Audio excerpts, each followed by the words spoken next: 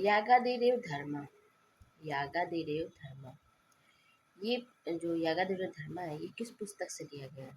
ये किस दर्शन से संबंधित है? मतलब ये किस दर्शन से संबंधित है? तो ये आपका मीमांसा दर्शन से संबंधित है। और किसकी पुस्तक है? लोगाची भास्कर के अर्थ संग्रह। तो लोगाची भास्कर अर्थ संग्रह में यागादिरेव धर्म है। तो इसमें किसमें अपौरुषेयम वाक्यम वेदा किस पुस्तक में कहा गया है? मतलब किस पुस्तक में अपौरुषेयम वाक्यम वेदा कहा गया है? तो मीमांसा दर्शन में ही अपौरुषेयम वाक्यम वेदा कहा गया है। और इस ये भी लोगाची भास्कर के अर्थ संग्रह से ही संबंधित है। तो अपौरुषेयम वाक्यम वेदा, इसमें कितने भेद बताए गए हैं? तो सच, विधि, मंत्र, नाम दिए, निषेधार्थ, वेदार्थ, पंचविधा, 5 प्रकार के भेद बताए गए। इन सब के भी फिर मतलब उल्लेख किया गया, विधि का भी, फिर मंत्र का, मतलब इन सब का भी उल्लेख किया गया है। तो ये किस पुस्तक में? तो मीमांसा दर्शन संबंधित है। किस पुस्तक संबंधित है? तो मीमांसा दर्शन संबंधित है। ऐसे अगर मतलब आ गया कि दर्शन में मतलब न्याय दर्शन में, तो न्याय दर्शन से संबंधित कौन सी पुस्तक आपके पाठ्यक्रम में है? ऐसे मतलब ऑप्शन आ जाए कि तर्क संग्रह है, कि क्या जो तर्क भाषा है, कि क्या कहते हैं कि आपका वेदांत सार है, और एक और मतलब और 4-5 पुस्तक है ना आपका सांकारिका है। कौन सा पुस्तक आपका न्याय दर्शन संबंधित है? फिर या तो ये भी पूछ सकते हैं कि मीमांसा दर्शन संबंधित कौन सी पुस्तक है? क्या अर्थ संग्रह है, क्या तर्क संग्रह है, कि तर्क भाषा है, कि वेदांत सार है?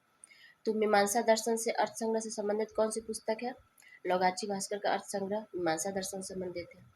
और आपका न्याय दर्शन से कौन संबंधित है? तर्क भाषा है।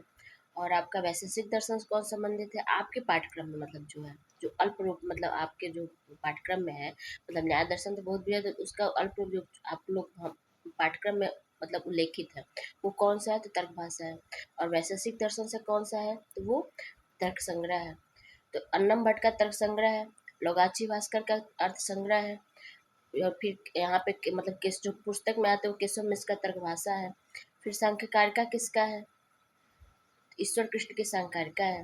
तो ये हम लोग के मतलब जो पाठ्यक्रम में है वो उल्लेखित है। तो ईश्वर कृष्ण का सांख्यकारिका है। तो इसमें गुरु शिष्य की परंपरा, किसमें किसमें गुरु शिष्य की परंपरा का वर्णन किया गया है?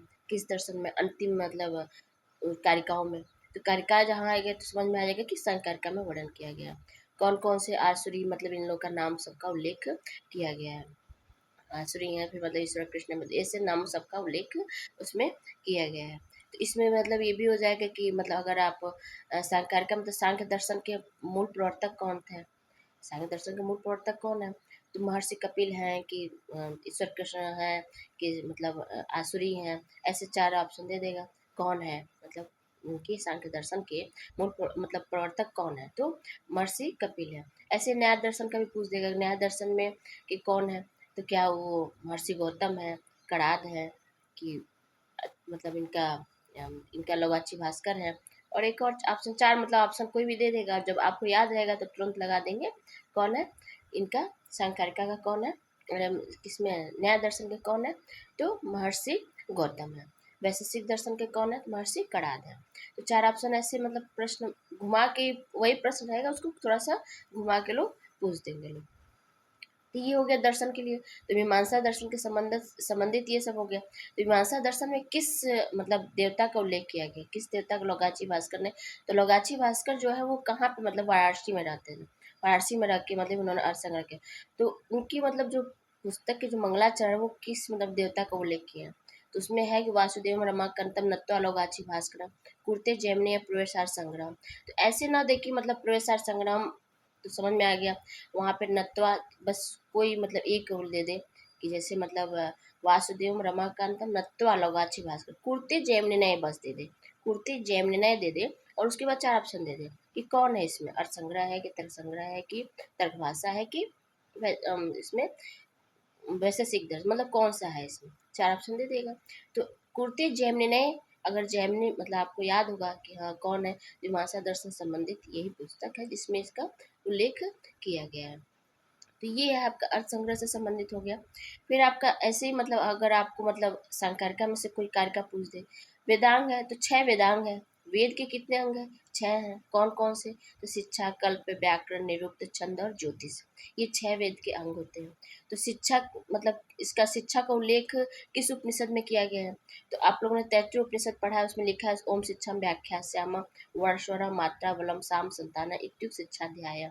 तो शिक्षा का वहाँ पर उल्लेख किया गया, किसमें किया गया? तैत्तिरीय उपनिषद में किया गया। फिर व्याकरण है, तो व्याकरण का मतलब कितने मतलब उसमें व्याकरण का भी क्या मतलब प्रयोग होता है? वेद के अंगों में व्याकरण का क्या प्रयोग है? छंद का क्या प्रयोग है? छंद को किस में उल्लेख किया गया? तो छंद, सातों छंदों का उल्लेख किया गया वेद में। आप लोग जब छंद पढ़ते हैं तो सभी लोग छंद के ही द्वारा मतलब वेद को पढ़ते हैं।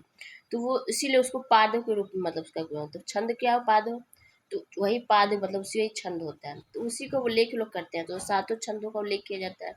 तो उसमें गायत्री उष्ण अष्टुभ बृहति पंक्ति तिष्ठुम जगति 6 मतलब व्याकरणों का उल्लेख किया गया।